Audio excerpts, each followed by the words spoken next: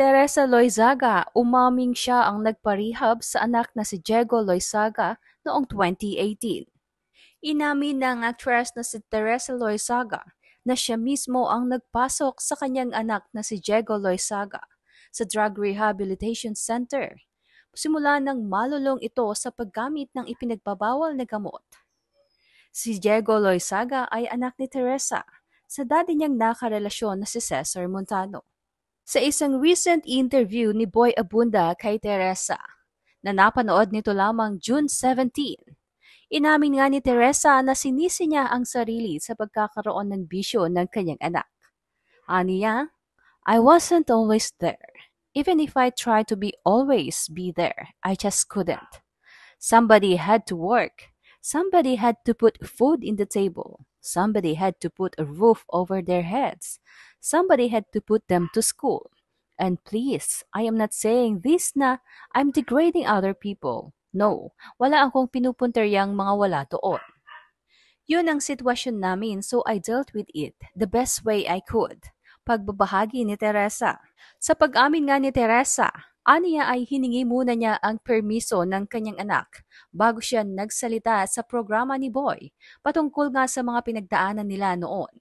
Ani Teresa, to be honest, my son was here and I did ask him. I'm gonna be speaking about it with his permission.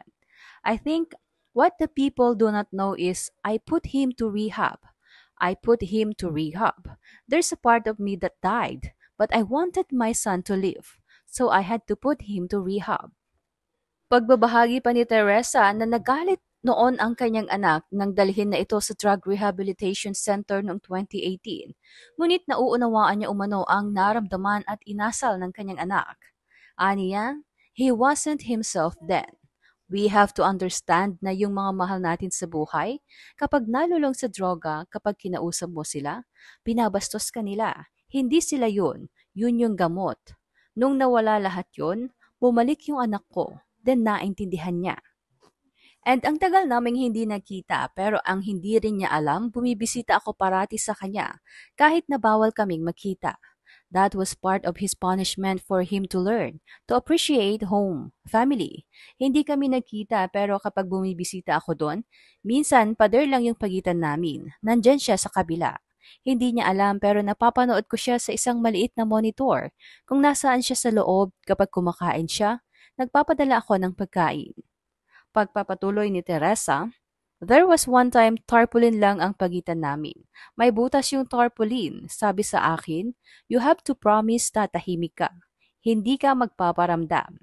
Sabi ko, promise. Gusto ko lang talagang makalapit. Pagitan lang namin yung tarpaulin. Nakasilip lang ako sa butas para makita ko lang yung anak ko.